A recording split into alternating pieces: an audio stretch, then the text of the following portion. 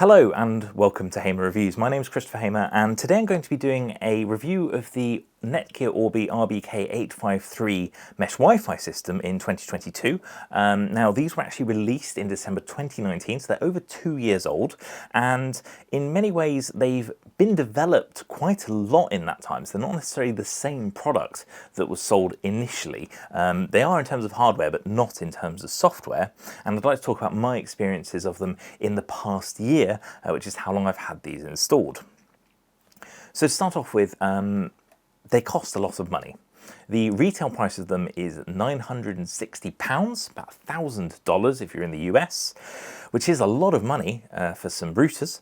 And today they are still selling for £900 on UK's Amazon, which is still a heck of a lot of money. In terms of what they are 3 mesh wireless access points. So what that means is that you have a router, in this case, which connects up to your internet connection, and you have 2 satellites which wirelessly take the Wi-Fi, or rather the signal, from the main router and amplify it and produce fantastic coverage throughout your home. Now, as I said, I've had these installed for a year, which is a fair bit of time to test something, and my experience hasn't been flawless, but I want to talk about the good things, the bad things, and whether or not you should buy these. Starting off at the beginning of my experience, I actually bought these used. Well, I bought them as an Amazon warehouse return. So these had been tried out by someone and then returned back to Amazon, and it meant I got about £300 off the retail, which made them just about justifiable to me in terms of being a purchase, but still a heck of a lot of money.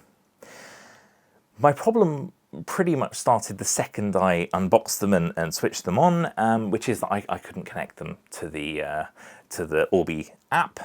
They had already been registered and I was having a number of problems trying to register them. I had to tweet, email and call Netgear in order to try and get them to cancel the previous owner's details off them. They were not happy about doing it. I had to send a whole load of proof of purchases and emails and conversations in order to do so. It was not a very good process. During that, they made incredibly clear to me that I would have no support whatsoever and I would not have a warranty. I'm not even sure how legal that is on a product that's less than a month old, according to them, but that is pretty much my lot, and they pretty much told me to sod off after that point when they had finally accepted that they could indeed change the details, though I'd been told various times that wasn't even possible. Once I had got to that point, I was able to register them through the app and I was able to set them up. Now, when these launched, and if you're looking at older reviews, you're gonna find a lot of people complaining about compatibility issues, the app not working, not having functionality. Most of those things have been sorted through firmware updates, which have added additional functionality, and we will cover those things. But just bear in mind, if you're watching this in 2022 or later, these have a lot more features now than any reviews that would have come out in 2020 or indeed 2021. So, setup process. Finally got the account login details sorted and I was able to register these in my name, so to speak. And then I used the Orbi app to set them up and it was a pretty seamless process. I did have to restart one of the satellites twice, but other than that, following the instructions on the app were incredibly clear and very, very simple. It is a very good app, even if it sometimes appears a bit clunky, but if you give it time and follow the process, you should be fine.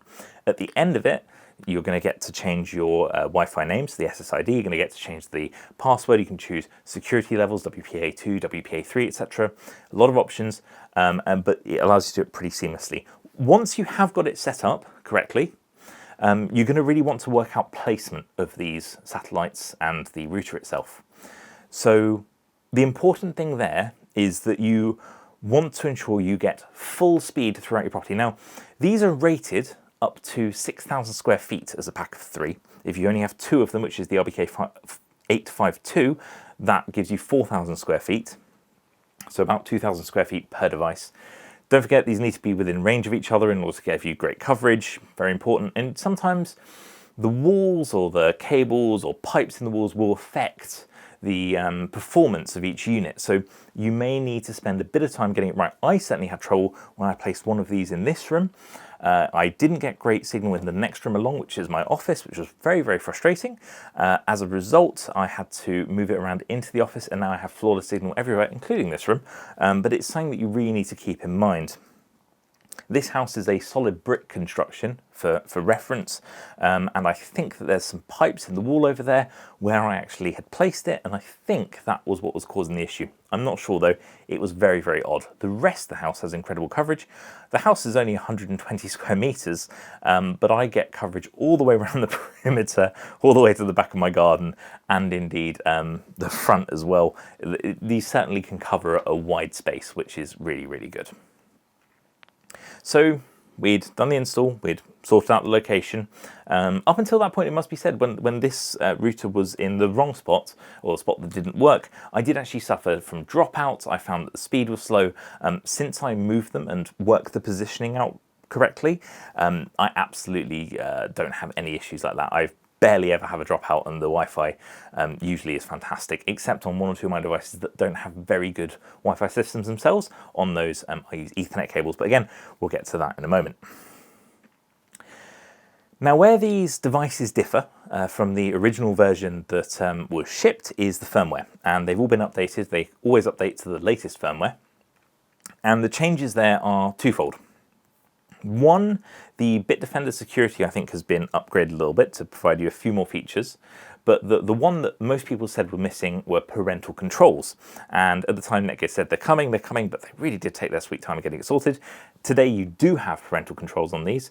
It will allow you to change, for instance, which devices can connect at what times, whether the Wi-Fi shuts off at certain times, limits for children, etc., all that kind of good stuff. But despite the fact that these routers, or access points I should probably call them, costing £960, Netgear will still charge you £60 a year for the privilege, which is a lot of money. I think it's about $100 in the US. It's a lot of money, really, for that service. It's very basic functionality in my mind. I'm fairly certain that the unified routers include it for free. So it's a bit of a kick in the teeth if you bought this system looking towards that upgrade, so do bear that in mind. And I'm afraid the security features have a similar cost, £60 a year roughly, and you get Bitdefender. It's provided by security. I pay for the security element. I don't need the parental controls, but I do need the security because it is very good at stopping you from going to scam sites and spam, and just provides an extra layer of security that I really do appreciate. It's just a shame that it's quite so expensive and it's a yearly subscription when this quite clearly is a premium product. So controls aside, in terms of setting these up, I've talked about the process, which was hard at the start, but then we got there. The actual devices themselves have minimal setup required. The app handles pretty much all of it automatically. You'll need to plug in a Ethernet cable to provide your connection to the internet. Now, please do bear in mind that these can't actually act as your modem for most UK providers. I think it will for some, but not most of them. So you'll probably end up plugging in an Ethernet cable from your existing modem, or indeed the router that your manufacturer gave you to begin with. So you'd use it as a pass-through. Most of them allow you, for instance, to switch off the actual Wi-Fi on those routers if you just want to use them as a modem, essentially. In my case, I have a Virgin, it's actually a Wi-Fi 6 hub downstairs, and that I plug into here, and that provides the connectivity. Now, this yellow port, which is the important one that you'll need to plug that cable into, is actually 2.5 gigabits a second certified, which is great. That's the maximum speed that these three routers can handle. But of course, it will require your modem or router to be capable of 2.5 gigabits per second as well. Otherwise, you're only going to be limited to a gigabit connection in all likelihood. I don't think that's a major issue at the moment because it's quite rare in a residential home, which is where these are aimed at, for you to have more than a gigabit connection, and even a gigabit is still fairly rare outside of certain areas. I know I can get a gigabyte in this house. I pay for 350 because I don't see the point in having a full gigabit connection, but you do have that option. But this is future-proof to a certain extent in that it has that 2.5 gigabit port. Now, each of the satellites, these two, have 4 Ethernet ports, as does the router, and they are all gigabit Ethernet rather than 2.5. Bit of a shame. Would have really preferred to have the 2.5 on all of them, or at least one 2.5 on each, but there you can see the connection there. You can use those ports to connect up to devices that don't have Wi-Fi. For instance, some desktop computers still don't have them. But equally, you may want to connect up devices that just don't have great signal. And I don't mean that in terms of great signal because of the routers, but just because they can't handle for whatever reason, the connection. The only device I have issues with is my desktop computer and my PS5. It's odd the PS5 has issues because it's right next to the main router, but for whatever reason, it sometimes has connection issues, so that's connected by Ethernet. Everything else other than the computer is connected via Wi-Fi. And I think that's really important that the Wi-Fi is solid. Today, we have more and more devices. We have our smartphones, our tablets, our laptops, our computers. And then we have a whole raft of smart devices, from smart light bulbs to smart thermostat systems, smart security systems, much of which is running over Wi-Fi. Yes, some of these devices do indeed use their own hubs, which are providing their own signal, but if you have equipment like this, I strongly suggest you probably want to get the stuff without the hubs, because otherwise you're not going to benefit from these. But as a result, you do need them to be able to deal with a lot of devices, and these can deal with 100 plus. I checked my network recently, I have about 60 in this house, so it is conceivable to get over that 100 number, and these will be able to handle it. They do this by using a tri-band antenna system and signal system. So you get one 2.4 gigahertz band, and you get two 5 gigahertz bands, which creates the Wi-Fi 6 connectivity, which is what these provide, which is very high speed and high capacity. Now, the reason you have two 5 gigahertz bands isn't because it's providing them for your use, but one of them, of course, your devices can connect to, as they can to the 2.4 gigahertz, but the second 5 gigahertz channel or band is used for backhaul. And what that means is it allows these routers or access points to communicate with each other, and means that communication isn't happening on the same channel as your devices are speaking to the routers on the 5 gigahertz. It's actually very important and very useful because it means that they're not taking away bandwidth from your actual devices, and it provides a better signal as a result. There are some caveats, but that is only if you're living in a really, really, really busy area. You might struggle to find a free 5 gigahertz channel or two, but these do dynamically manage that themselves. It scans the area, it finds the best channel, and it puts it on it. So you don't really need to deal with it, but that's just the minor caveat. So being able to handle sort of 2.5 gigabit, wirelessly is pretty impressive. I haven't really managed to saturate my network, even while trying, if I'm moving things from one device to another. It works pretty seamlessly. The experience is good, but it's hard to get away from the fact that these still cost £900 as of today on Amazon, and retail on Netgear's website for £960. And that is despite the fact that Wi-Fi 6E, which is the second evolution of Wi-Fi 6, is already starting to become available. And indeed, Netgear sell the Netgear Orbi RBK853, I believe, which is the posher version of these three, Wi-Fi 6E, which is up to 10.8 gigabits per second, for £1,500, which is way out of my price range. And I'm sure we'll see the technology become cheaper, but at the moment that is a lot of money for three of these, basically. So £900 suddenly looks like a better deal, but the problem here is that if I had the choice now, I wouldn't buy them. And it's not that I'd go for a different manufacturer, but actually Netgear has become their own main competitor. The RBK853 series, I've actually recommended to friends and family, and I know of at least one friend that has bought them and one family member that has bought them, and they're both extremely happy with the experience.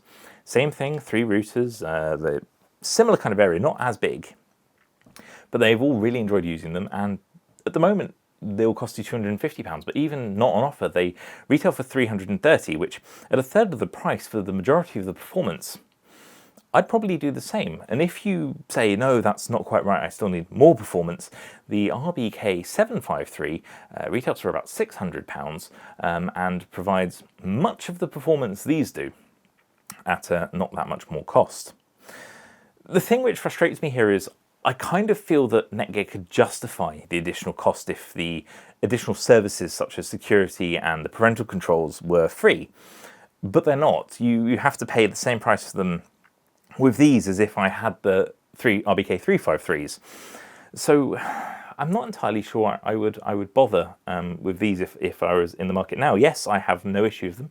Provides great signal and covers my home perfectly with, you know, the full 350 megabit connection that I have and the upload, etc. And it handles the huge amount of devices that we've got without any issue.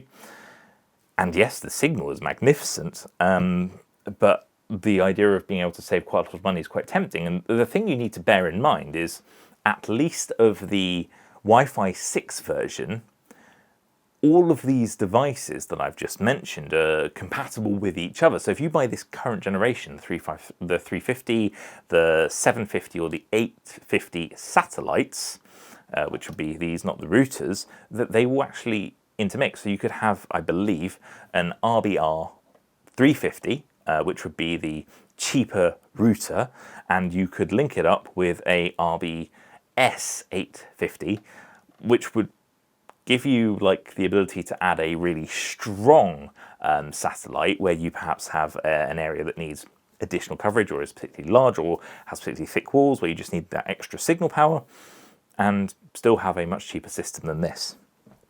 It's something to bear in mind.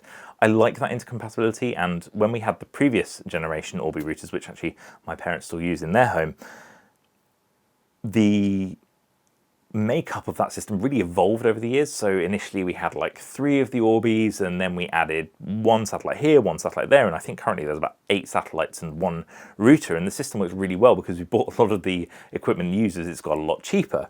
So that is a nice aspect that in the future you might be able to pick one of the satellites up for quite cheap and add them to a bigger system, or upgrade like the smaller routers with one of these. But yeah, it's just kind of at the moment they're just prohibitively expensive. And the other thing is that today there are a lot more options, I feel, even than this time last year when I bought them. You know, the main telecoms providers in the UK, a lot of them, like the BT definitely has their own Wi-Fi 6 mesh satellites and so on that they'll sell you, and I think Virgin does something similar, and you know, there are much cheaper ways to achieve the same thing. I do genuinely believe that these are extremely high quality.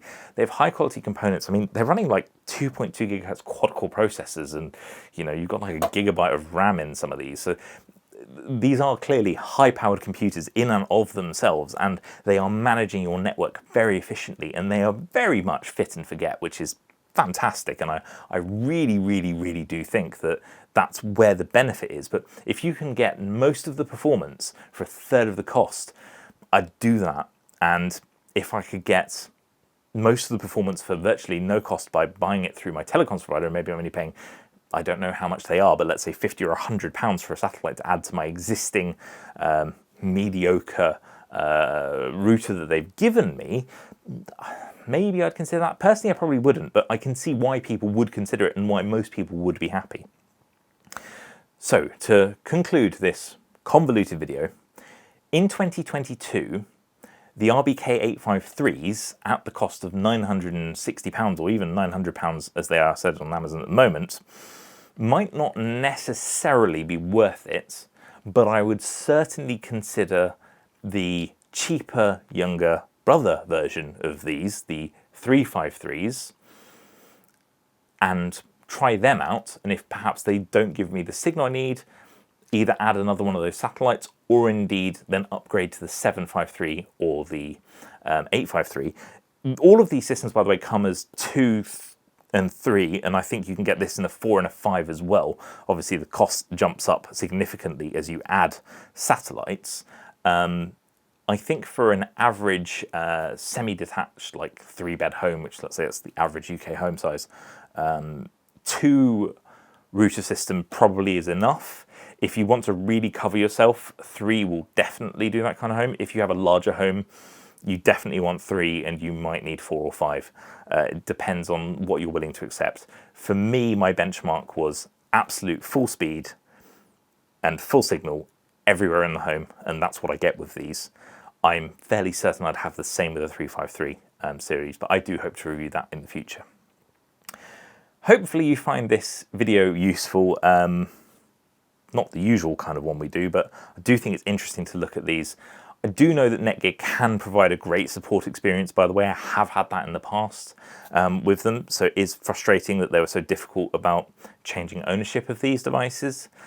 But if you buy them new, they certainly are very good, and I've had issues corrected by them very well in the past. They are good at updating the firmware on these devices as well, so there is benefit. Like, they did add features when they said they would, which is nice. It just took perhaps a little bit longer than some people had anticipated. If you have any questions about these, and I realise you may well, please ask them in the comment section. I'll do my absolute best to respond to you. If you enjoyed the video, give it a thumbs up. Please subscribe. It really helps me out, and it means I can do more videos like this that hopefully you're finding really useful. So thank you very much for watching, and I really hope I see you again next time. Goodbye.